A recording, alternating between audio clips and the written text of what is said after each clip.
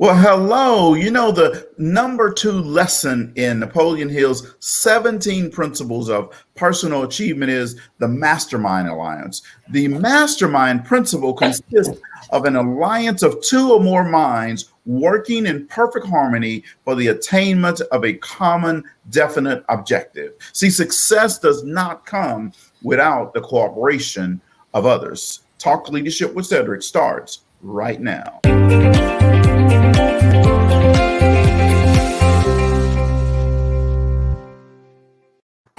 Well, hello and welcome to Talk Leadership with Cedrick. You know, everybody needs a little TLC. And Talk Leadership with Cedrick is where we focus on leadership and personal growth with business leaders, educators, and local thought leaders. Our goal is to introduce our audience to leaders who are making an impact with innovative ideas. Now, our guiding leadership principle is the law of contribution, which says growing yourself enables you to grow others. So you can't give what you don't have. So first you must grow yourself in order to grow others. We believe that outstanding leaders like yourself will help us to grow others. So, every week I like to do a proper introduction of my guests. And tonight, let me do a proper introduction of my guest. It's Miss Nalicia Stevenson-Addo. And Nalicia spent the last 20 years in corporate America as an engineer and a senior safety professional. She holds a bachelor's of science degree in chemical engineering from Hampton University in Virginia, an HBCU.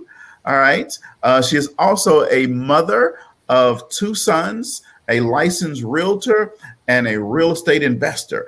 She has a lot of things going on, folks. In 2018, Nalicia became a certified member of the John Maxwell team. It means that she is a certified speaker, trainer, and coach. Now, the reason she joined the John Maxwell team was to become a better public speaker, a communicator, and an influencer, and to position herself for roles on a regional, national, and global level. With her goal-oriented lifestyle and passion for continuous learning, she feels that she strategically positioned herself to help reach out to other people and help her reach her full potential and to excel to higher levels. Recently, she established the NERSA, N-E-R-S-A, Leadership Consulting. Her mission is to equip her clients with the tools necessary to enhance their productivity, influence, decision-making, and leadership qualities. Let's welcome Miss Nalicia Stevenson-Addo to the show. Thank you, Cedric. Thank you for that introduction. Well, thank you for coming on the show. I'm so excited to have you on the show tonight, and I'm already looking forward to the nuggets that you're going to drop on our audience tonight. So guys, buckle up and get ready, because Nalicia is always full of great wisdom. And if you need someone to put together a PowerPoint, then this is the person. Thank you. I'm sorry, but I just created a whole nother business for you. Thank you. So Nalicia, tell our listeners about your journey to leadership and how did you get to where you are today? Well, at a very young age, I exhibited some signs of being a leader. My first role, or my first position, I actually worked in high school at a Kentucky Fried Chicken. And by the time I graduated, I was actually a shift leader. And upon graduation from high school, since I remained home and attended the local community college, I was promoted to assistant manager. So at the early age of 19, 20, I was assistant manager at a fast food restaurant.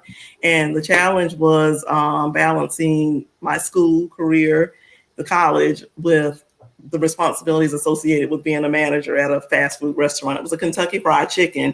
And that restaurant actually is owned by George and Saretha Tinsley, who are my mentors. And I'll talk a little bit more about them a little bit later in the segment. But so just very early on, I was managing teams, scheduling individuals, ordering supplies, reconciling inventory. And back in 88, 89, everything was by paper on the long spreadsheets when you had to literally add everything across the board and it needed to equal. And then it was very manual at that particular time. Luckily, technology has moved forward in that organization. And I'm sure many others have moved along with the technology and have better systems and processes in place where it's not manual calculating, because I spent a lot of hours and time. And in my early college career, I knew I wanted to be a scientist. I didn't know what, but I knew I wanted to be a scientist. And so my choices, once I started community college, the chemistry class just really fascinated me. And so I made a decision at that particular point that I wanted to either be a chemist or a chemical engineer. And as I went and started researching those particular fields and careers, I learned very quickly that chemical engineers made considerably more than chemists, especially starting out. And chemical engineer probably would make the similar salary as a master's or PhD chemist initially. And so I moved forward into the chemical engineering realm. Luckily, I had an opportunity to transfer to an HBCU, Hampton University. I was married at the time, and so I was a non-traditional student, but I really engaged in some of the clubs and organizations there. I was the vice president of the Society of Women Engineers on campus there. And while on campus at Hampton, I actually had an opportunity to intern for Merck. And upon graduation, I actually was offered several opportunities within the Merck organization, within the Merck company, and I just had to determine which facility I wanted to work at. And so I actually moved to Albany, Georgia, which was close enough to home without being too far. And home is Winter Haven, Florida. And so I was really close to family, and I had extended family and friends in Albany, Georgia. So it was the best place for me to start, being a single parent and having a small child. And there at Merck, I was actually started out as a process engineer and technical operations, then went into the environmental engineering realm. And Merck always works and develops their leaders, pairs you with mentors. I was very early on, had a mentor very early in my career that helped sort of guide me and some of my career choices. And I went into environmental health and safety, and I drank the Kool-Aid. And from there, decided that was where I really wanted to be. I really love the environmental health and safety field. I left Merck and went to M&M Mars, which was literally right around the corner and maybe 5 minutes closer to where I lived in Albany, Georgia. And that's when I took on a more classical environmental health and safety role. And from there, I just went into different positions within different organizations with various levels of influence and leadership. I've been corporate EHS manager. I've been site-based EHS, environmental health and safety manager. I've had multi-facilities that I've been responsible for. And even in my current role, it's multi-site. And I'm physically located at one of the facilities within the corporate office location.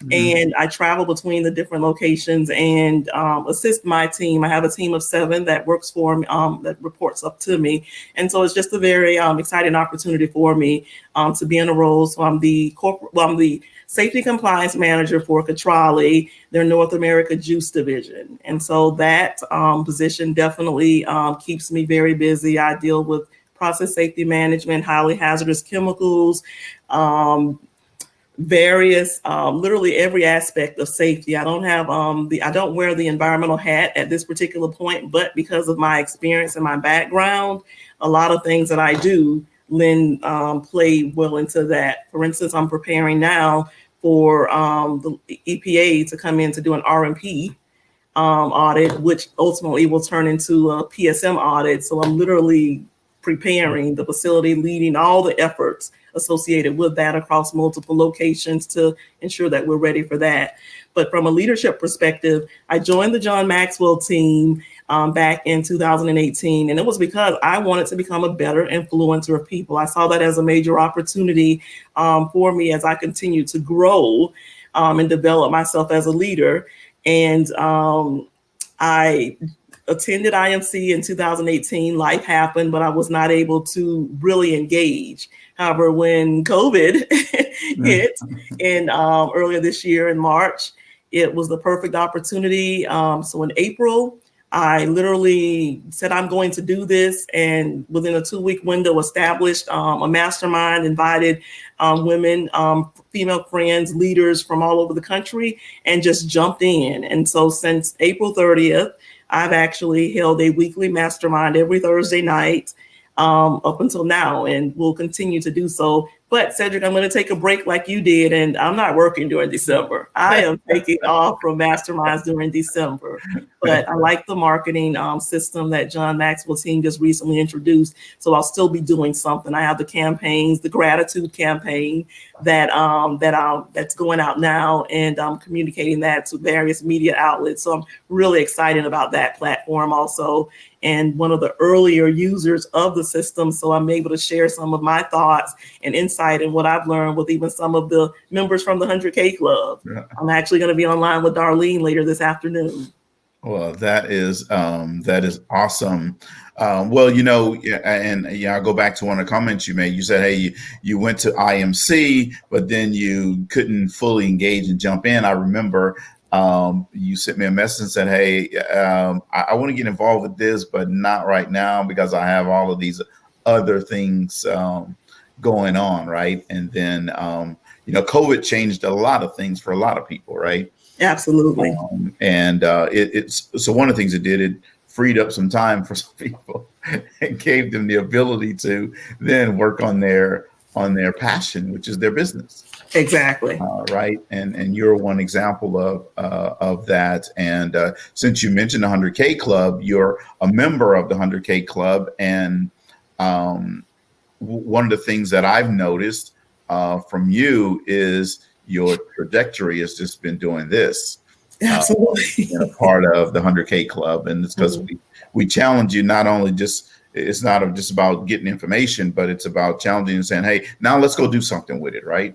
Absolutely. This is why I started the session today with the Mastermind Alliance, because the Mastermind Alliance is really saying, hey, look, we have 2 or more people coming together, like-minded people coming together, and they're designed to help challenge, encourage, inspire, motivate each other, push each other to take it to the next level. Absolutely. And you've been one of those leaders in our group to take things to the next level, help people take things to the next level. So thank you for that. Thank you. And as I shared with the group recently, there's so many high-level achievers, mentors such as you, and executive directors from the John Maxwell team in the group. So I'm actually gleaning and pulling from you guys and everyone in the group, and then I am being forced to be great because of the group that I jumped into. I didn't realize that there were going to be people in the group that were that accomplished and established. And so it literally forced me to up my game. Well, that's awesome. And that's the beauty of it. That's what the 100K Club is all about. Tonight is not about the 100K Club, but I just wanted to throw that out there. So tell us a little bit about your business. Your entrepreneur venture. What's your business name? And who's your target audience? NERSA Leadership Consulting. And NERSA actually are my initials, Nalicia Eloise River Stevenson-Addo. So that's where the NERSA comes from. And everyone asks that. But I've always wanted to be a leader. And I've learned so much from working in the various organizations that I've worked in. I've worked for the PepsiCo, Unilever, M&M Mars, and even some smaller name companies, Specialty Food Group. And so I've learned a lot from a leadership perspective. I had some ups and I've had some downs and some challenges and opportunities and some really huge wins. And so my goal is to share some of my learnings, and it may be things when it turned into a major developmental opportunity for me, but what were the lessons learned from those developmental opportunities, and how did I take those situations and in essence fail forward and move forward in life, take those, learn the lessons that needed to be learned and move forward. And so it's having opportunities such as that and being able to very candidly share with people, because sometimes people don't care what you say until they really know that you care. And if you somehow found a way to really connect with them on some level, and then you can better influence them. And so many of the things that I'll do with my organization and with my clients is I'll share with you some of the maybe downsides of the challenges I had, and this is how I got through this. And as I've started to really mastermind and go through the John Maxwell books, there's so many leadership principles to be gleaned from those books. And I'm learning in many situations, it's almost like a human resources reference book. And I was joking with a few of my friends saying, if I had had books like this earlier in my career, or someone had handed me these type of tools, there's no telling where I could have gone. Not that I haven't already succeeded and accomplished much. I probably would have gotten there quicker. But everybody has their own path. Everybody has their own journey that they had to lead, and everyone has their own purpose. And I'm excited about that. So it's equipping leaders with the necessary tools to enhance their productivity, influence, decision-making, and leadership qualities. And those are the things that I plan to do with my organization. Wow. And so your ideal client is who? My ideal client, and I've actually met a number of people, is going to be that middle level manager within an organization that is maybe having some challenges and opportunities, and challenges maybe connecting with that team, and working with them and coming up with developmental plans, personal developmental plans, and professional developmental plans on how they can, instead of walking away from that organization, how can they grow and remain in that organization. Sure. And so, and it's great that you're targeting mid-level managers. So many times you hear people say, oh, I want to coach executives. So why did you decide, hey, mid-level managers are the people that you wanted to target? Because I know what it felt like when I was in those place, in that place in my career, and how some people helped me. And so I feel that it's a huge opportunity. It's a huge market. Absolutely. It's a huge market. Yeah, absolutely. And that's why I like that. And that's why I asked you this question, is because mid-level managers get left out a lot of times, right? Mm-hmm. People want to fix the top and they want to fix the bottom.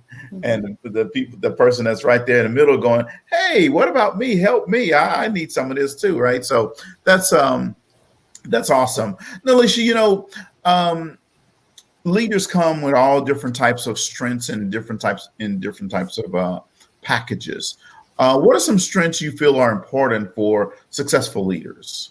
Mm-hmm. Some of the strengths, you're going to have to be able to work hard. You're going to have to be a continuous learner. You're going to have to be in a position to where you can stay poised and know and understand the big picture and where the organization is trying to go. And then you have to have the skills to where you can actually connect effectively with people. So connecting with people, understanding the direction or the strategic plan for the organization, and being positioned to where you can communicate that strategic plan to the organization and your team, and to get their buy-in. Wow. I absolutely love that. So I know I have a list for the last year of people who have come on to talk leadership with Cedrick, and I keep a list of when they talk about the strengths. And the next question I'm going to ask you, I asked that as well. And no one's ever talked about understanding that strategic plan. So I like that you added that component to the leader's strength. Thank you for giving us that. Good leaders ask great questions. What are some best questions that either you ask or someone has asked you and you went, wow, that's a great question? What is the strategic plan? How can I help you? Those are great questions. How can I help you grow as a person, as an individual? And then another one is, let's say, for instance, you're working or you're coaching someone and they're not doing that well in the organization. Maybe it's not a good fit. but how can I help you grow? Where would you like to be? What is your ideal career? And then sitting down with them and working with them, coming up with a path. And maybe that path would be to leave the organization, but to always help them and ensure that you've equipped them and you've done everything that you can do for them to succeed wherever and whatever direction they decide to go. Awesome. I love those questions. They're going to be adding to my growing list of questions that people ask. I always love understanding and hearing how other leaders think in terms of helping their people and helping the organization. So, what are 2 or 3 things that an individual can do to help achieve their goals? Work hard. You got to be able to connect with people and build credibility. Yes, work hard, connect with people, and build credibility. See, folks, I want you to write those down. She said, work hard, build credibility, and connect with people. Three things you can do to help you achieve your goals. And here's the thing, on all of those, the person that has control of those is you. So I really like that. So, 2020 has been an interesting year. It's been a different year. I assume that people have learned a whole lot from this year. And, COVID has caused us to pause, reflect, think, whatever you want to say about it. So how has COVID impacted you in your business or in your company? COVID has forced me to, like you said, stop and reflect and think. And I have a little bit of extra time. Initially, the first month, I was actually working from home. And so I had all this extra time. And I found that with my corporate job, I worked more while I was home than I did when I was physically there, but I still had all this extra time, not having to get up and really get dressed up for work, the commute to and from the office. And then I travel, before I was traveling once or twice a week to a location an hour and a half away. So I had a lot of time. Right. And so that's when I decided I needed to effectively use this time, and I needed to have something to show for this moment, this crisis. And I took that as an opportunity to just jump into the John Maxwell journey. And like you said, I've just been skyrocketing, and people are watching, people are commenting. It's very exciting.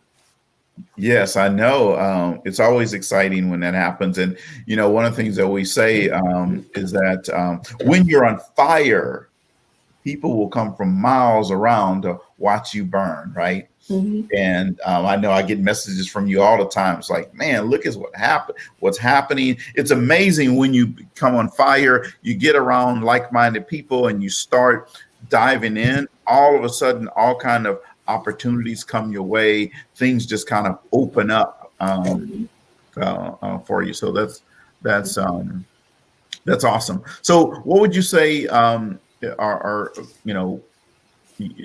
what's been your most defining moment so far in life? My most defining moment. So a year and a half ago, I returned home, and I had no intention of ever returning home until I retired. And so I found myself back home and just connecting finally with the local community. And I was recently invited earlier this year to the board of directors of the Boys and Girls Club for Polk County, Florida. And the big thing about that is they were actually intentionally, one of the national strategies for the Boys and Girls Club of America was that their board members, and they were looking specifically for safety professionals, and they needed a safety professional on the local board.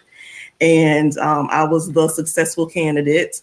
And so I actually I'm on the executive committee of the board, and I actually lead the safety program. And so I'm very engaged working with the external workers' compensation vendors, currently working with a cross-functional group that includes an attorney, one of the law enforcement agencies, and just various individuals that are actually a part of the club. And we're updating and developing the safety programs. And then once a month, I'm actually on the some of the regional and national calls. And so it's really exciting to return home and to jump in the spotlight, be in position to actually give back. And I attended the Boys and Girls Club when I was younger, so it's really exciting. Wow. Well, that's awesome. That's always defining and rewarding for you. So let's talk about mentors. Mhm. Do you have mentors? And if so, what value has mentors played in your life? I've had mentors pretty much at almost every stage of my life, from a teenager when I worked for my first organization, Pingeo Incorporated, with George and Sarita Tinsley as the owners, and it's an African American couple locally here in Winter Haven, Florida, and they just really pushed for the young people to actually work and excel. So.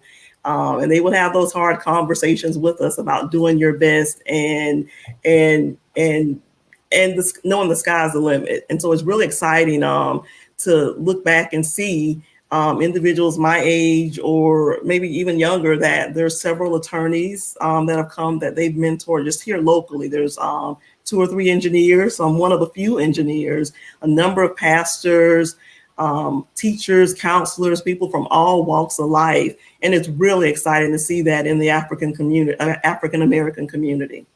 And then I see you as a mentor, actually, in the very short period of time that I've known you. I think you were one of the first webinars that I watched when I came on board. And I think, and you mentioned that when I reached out and said, hey, I think I want to join your group, but I don't have time right now, but let me pay for this, and you save my spot, and I'll reach out to you when I'm ready to engage. So I do see you as a mentor, and I'm learning a lot and gleaning a lot from you. Well, thank you. I definitely appreciate that, and just know I'm learning a lot from you as well. And that's the power of, again, it goes back to the power of a mastermind alliance, right? Mm-hmm. Everybody's learning from each other, different things. So we've all had successes in life, and we've all done great things in life, but we've also all had failures. Mm-hmm. So tell us about one failure that you had and a lesson that you learned from it. Mm-hmm. And we've joked about it and talked in the 100K Club. The failure of my recent marriage. I had a lot of. I was really looking forward to that and being back here at home and connecting with the community and my family, the White House and the picket fence and the 2.5 kids. That was the goal, and it just didn't work. And so I had to make some really hard decisions, and it was returning home and like literally falling on my face. And I just literally had to pick myself up and move forward. I literally woke up, found a job because I was planning to start my consulting company a little bit earlier, and it didn't work out. So I found myself in a place where I needed to get a job very quickly. And luckily I found one that still is doing what I've always done with my career. The pay, there's some opportunities in reference to that, but I have work-life balance now, a level of work-life balance that I have never had, that affords me the opportunity to do what I am doing now and engage on this level in my side business. And just learning from that, picking myself up, having to not be concerned about what local people or the community thought, and just moving forward. And so to me, that was a great lesson in failing forward. I mean, you just keep moving. I didn't have the luxury of time of feeling sorry for myself. I just had to figure out what was next and focused and surrounding myself with the right people. I have a really good tribe. Well, and that's awesome. That's having that good tribe. And then, but you also had some other things about you. Not only are you a leader, but you had that resilience. I call it the bounce back gene. Okay. Some people would crumble under those type circumstances, right? And not know what to do and all this type of stuff. And it's not that you don't have those down moments, but you know how to say, okay, this is it. Let me bounce back. Let me, not woe is me type of thing, right? And that's why I call it the bounce back gene. So that is that's awesome. So what advice, Nalicia, would you give an emerging leader who's trying to find their leadership opportunities and trying to find their way to fulfill their professional toolbox? To understand that you're going to have to continuously grow. To understand that failure is never final, because you're going to have some failures as you this journey, and you have to pick yourself up and always find ways to develop yourself. Many times in my career, there have been training or leadership opportunities that I identified that were not necessarily supported by the organization because maybe it wasn't in the budget. And I have never had a problem investing in myself, thousands of dollars, and using my vacation time to attend different conferences or to attend. I mean, I have done that throughout my career. If it was something that I felt, yeah, because no one was going to tell me where I was going.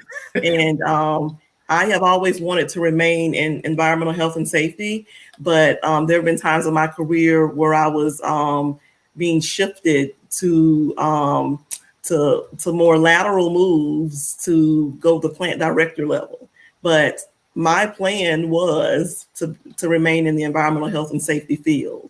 And so there have been times when that's been maybe one of the factors when I've made decisions to leave an organization, because I wanted to stay true to environmental health and safety because it's such a big and broad field. And I see myself being a keynote speaker, speaking at the global and international level. I see that I'm connecting with those type of individuals. And even in the John Maxwell team, I've met a few people on the international level from a safety perspective. So you can find there's something for everybody in the John Maxwell team. There literally is. But you have to develop yourself. That's going to be the advice. You have to develop yourself, and you have to know what you want in life, because otherwise someone's going to tell you. So know and understand what you want, and pick up some of these John Maxwell books or leadership books. The earlier you can get a hold of books like that, and some of those seeds are planted in your life, the better off you'll be. And I wish that I had been exposed to leadership books earlier in my career. Yeah, you're absolutely right. Being exposed to this information helps change your mindset, change the way you think about things, change the way you see things, and then it really helps change what you do. Yes, that's awesome. So, Nalicia, we have a segment on the show that we call Would You Rather, right? So, and I didn't send you that information on purpose. Indulge me here and let's play Would You Rather. So would you rather meet your great-grandparents or meet your great-grandchildren? Meet my great-grandchildren. Great-grandchildren. All right. Would you rather know all the world's languages or speak with animals? All the world's languages. All the world's languages. Okay. All right. Would you rather be stuck in an elevator or stuck on a ski lift? Elevator. Uh-oh, somebody's afraid of heights. So would you rather go skydiving or bungee jumping? Bungee jumping. Bungee jumping? Okay, yeah, I'm gonna pass on both of those. Would you rather have a sports stadium named after you or have a university named after you? A university. University, all right. And two more. Would you rather own your own private island or your own private jet? My own private island. Island. I can invite people to. And then you can, okay, all right. And then the last one is, would you rather have $1 million in Amazon gift cards or $100,000 in real money? Amazon gift cards, because you can literally buy anything on Amazon. Yes, and everybody shops on Amazon every day, right? There's always one of those boxes with that little smiley face coming to my door. So yes, I agree with you. Well, thank you for playing that segment of Would You Rather. Thank you. Yes. So, Nalicia, Um, you've had success in your business, and especially here in your entrepreneur business. If you look back and you say, "Man, if I could do something different in the short term that I've been in my business, what would that be?" I would have started earlier. And I just would have started earlier, and I would have when I was in the marriage that I mentioned, and I was feeling sorry for myself for a little bit of time. Mm-hmm. Now I look back and feel like that was a lost opportunity for me to. I should have started, and that would have been something for me to focus on as I dealt with that situation. But I would have been that much further along. Sure. Yeah. And so you bring up a good point that you would have started earlier. Let me ask you this, and it's more to benefit the audience than anything. And so what stopped you from starting earlier? Behind closed doors, I was wallowing in self-pity. Okay. Okay. All right.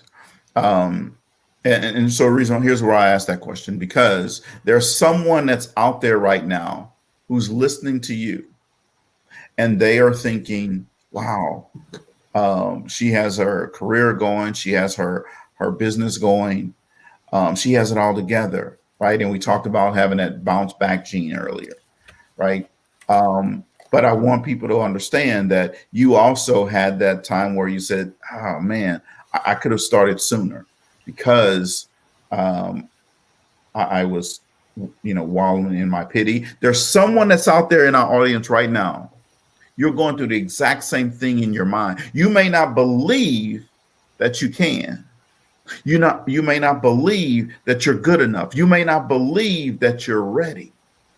See what Nalicia is saying, and tell me if I'm saying something wrong here. But what Nalicia is saying is, you are ready.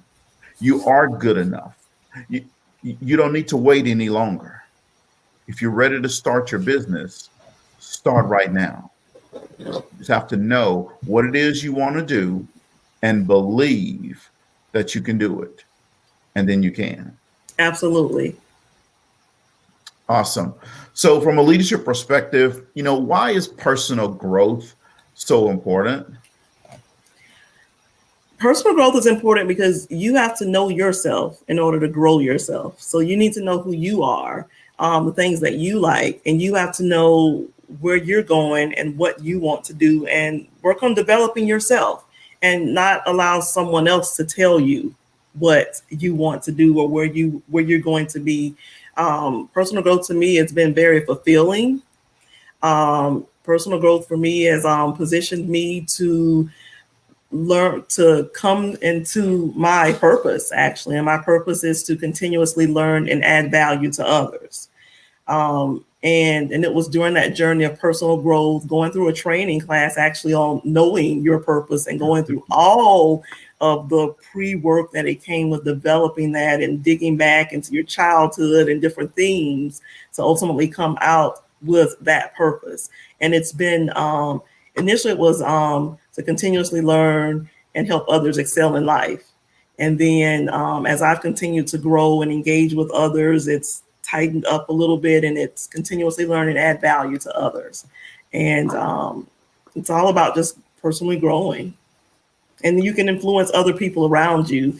I'd like to share with you one of the messages that I received this morning, actually.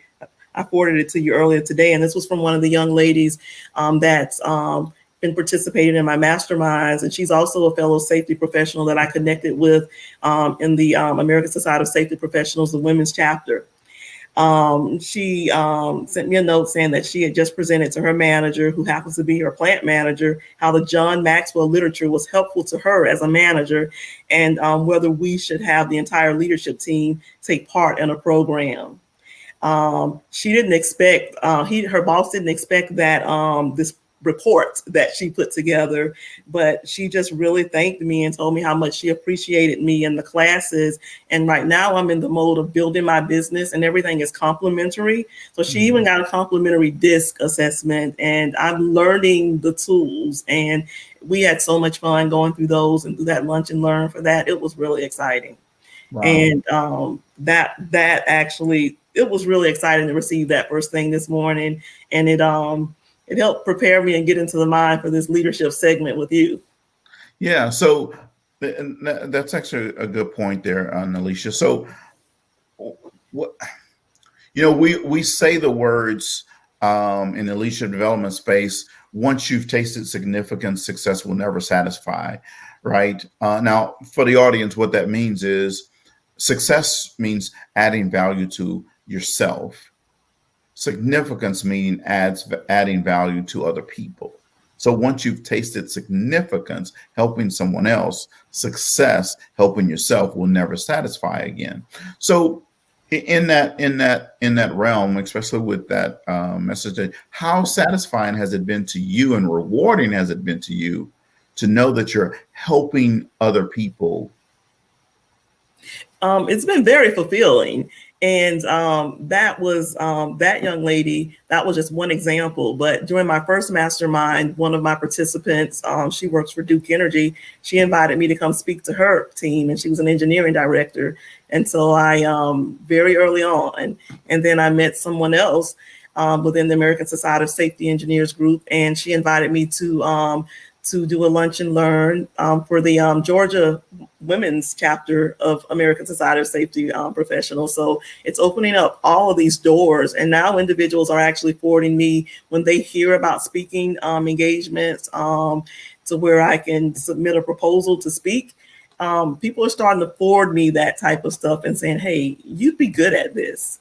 I've even had an opportunity a little bit earlier in the career, earlier this year, to give the monthly safety talk to the West Central Florida Safety Alliance.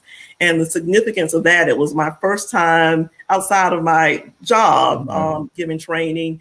OSHA reps were there. I was literally training on the incident investigations and root cause analysis, and 2 OSHA compliance officers were there, risk managers and other safety professionals from out the region. And just the positive feedback, it was just so exciting. And wow, that's amazing. Yeah. So that means that you've been, so let me make sure I'm understanding this and our audience pick up on this. You're saying that from one training session that you did, you've had all these other referrals based on what you did. You stepped outside your comfort zone, and you said earlier you just jumped and build your wings on the way down, right? All of these other things have come your way. Absolutely. Yeah. You see, folks, no matter where you are in your business, you can be a brand new business owner. You can be a serial entrepreneur, or you can be very senior. If you never get out and do, nobody will know. You could be the best kept secret. Nalicia is saying she got out and started doing.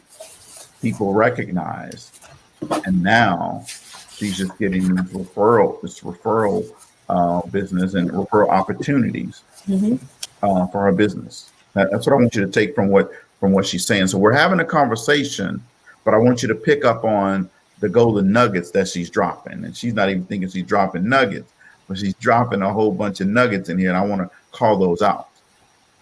So thank you for that. Thank you. You're welcome. So Nalicia, so you're at home by yourself. Nobody else is in the house but you, right? So what dessert are you picking up and eating? Papado's bread pudding. There's a plug for Papado's bread pudding. Okay. I love Papado's, but I've never ever had their bread pudding. I can't get that wet bread thing. I can't do it. It's delicious. It's delicious. Is it? I love their sweet potato pecan pie, which Papado's, if you're listening out there, you need to bring that back. I don't know what COVID has to do with not having pecans, because they're all over the place.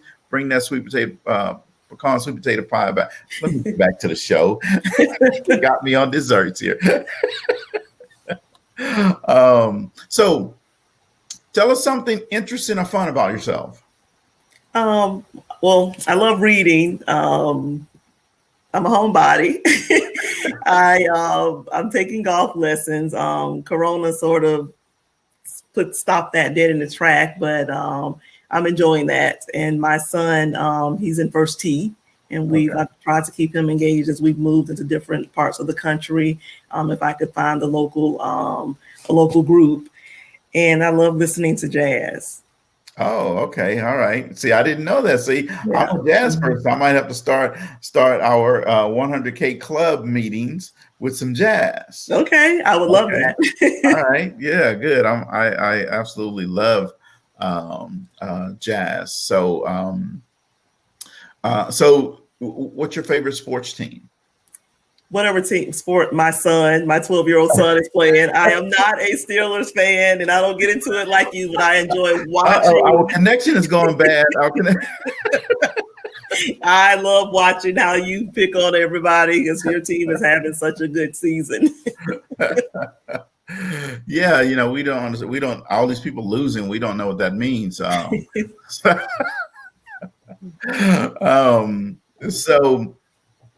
Nalicia, one of the things that I always like to ask people about is, books that they're reading. Mm-hmm. So give us, a book or two that you're reading, and maybe our audience can go out there and pick up those books.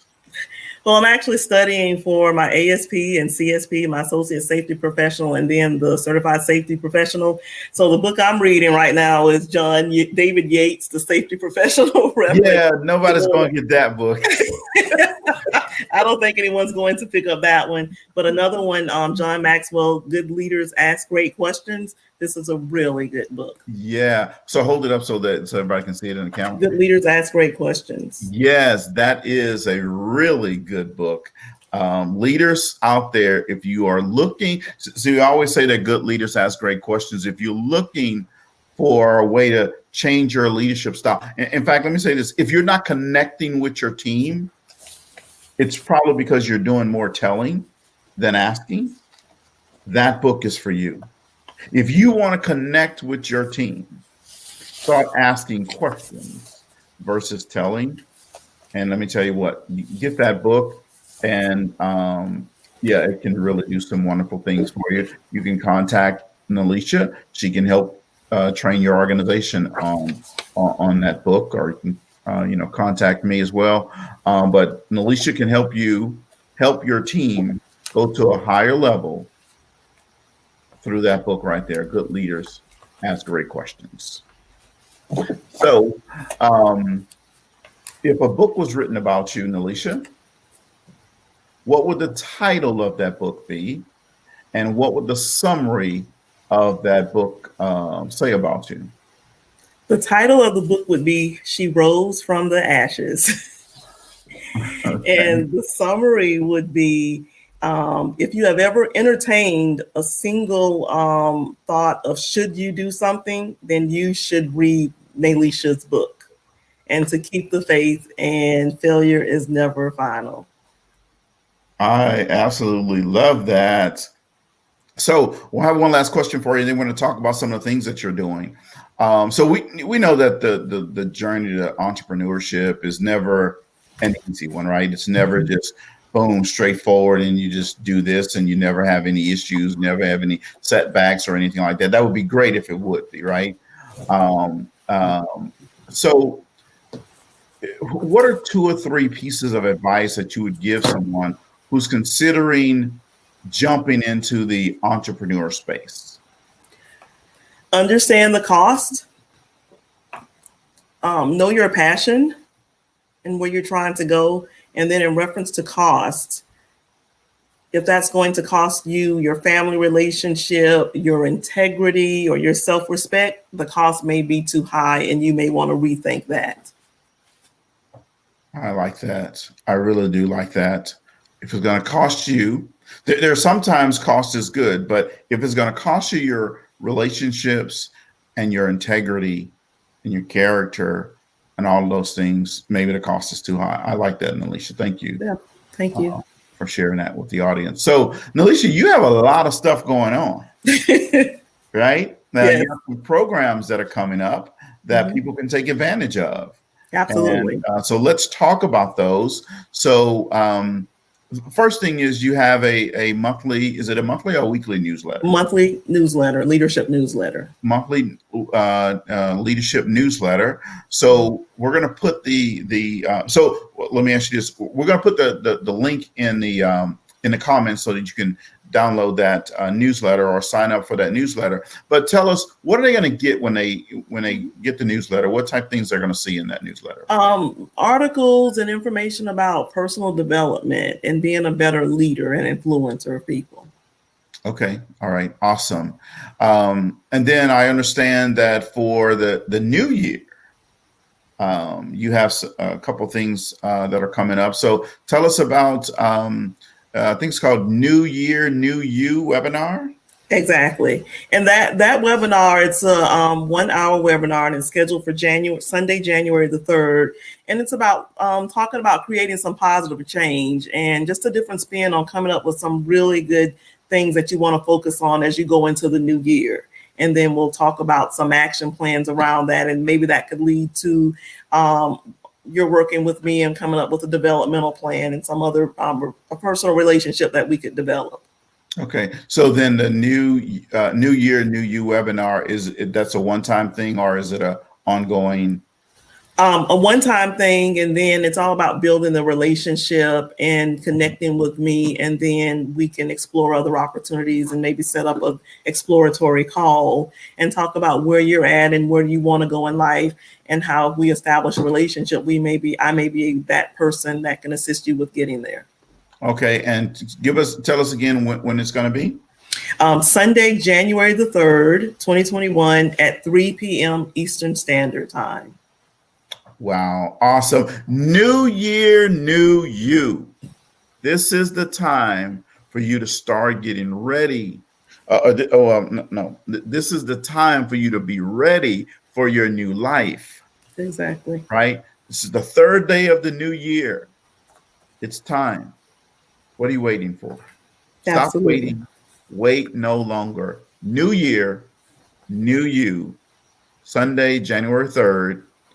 3 p.m. Eastern Standard Time. We will see the link in the comments below. And then also you have a Becoming a Person of Influence Mastermind coming up. Tell us about that.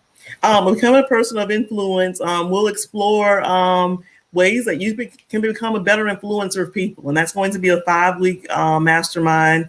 And it begins on Thursday, January the 7th, 2021. And this will be also a complimentary mastermind. And I look forward to as many people as possible joining us so that we can grow together. Wow. So you're going to be helping people understand how to better influence people. So, we say that leadership is influence. Exactly. Absolutely. It's influence. Right. It's influence. Right. So she's going to be helping you become that leader, become that person who can influence other people. And now here's the thing, folks. You influence people every day, either good or bad. You might as well make it good. And you know how you're going to make it good? You're going to sign up for Nalicia's Becoming a Person of Influence Mastermind. And tell us when that's going to be again. Thursday, January the 7th, 2021 at 8 p.m. Eastern Standard Time, 7 p.m. Central Standard Time. Wow. And it's going to be a 5-week mastermind. So you're going to get to grow with other leaders who want to grow. And the beautiful thing is, folks, all you need is your time. Absolutely. She said, leave your wallet at the door. She'll get that later, but she said, I'm just kidding. No. Leave your wallet at the door, folks, and come and just learn. Absolutely. And grow. Wow. Well, that's awesome. So 3 things, and then we're going to wrap up here. 3 things. Sign up for the NERSA Leadership Consulting newsletter. The link will be below.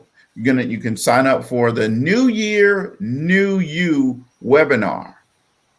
She says she's going to help you create positive and lasting change in your life, in your relationships, in your career. with your children, with your significant other, with your parents, with your cousins, your aunts, with your coworkers. New year, new you. Sunday, January 3rd, 3 p.m. Eastern Standard Time. And then finally, when you want to continue to grow, January 7th, you'll sign up for Becoming a Person of Influence Mastermind. Now, this is a 5-week mastermind. It's only 5 weeks you're committing to. All you need is your time. Becoming a Person of Influence. Nalicia, thank you very much for coming on the show today. Thank you so much for the invitation, Cedrick. Yeah, absolutely. I've enjoyed it. Hopefully you've enjoyed it. Absolutely. As well. Well, that is awesome. So folks, how Nalicia will know if you made an impact, you're going to click on those links that we're going to have in the comment section. And you go and sign up. And I guarantee you, you're going to see a difference in the way you lead, in the way you influence people. Now, this has been another session of Talk Leadership with Cedrick. And folks, I always have a good time when I'm on the show.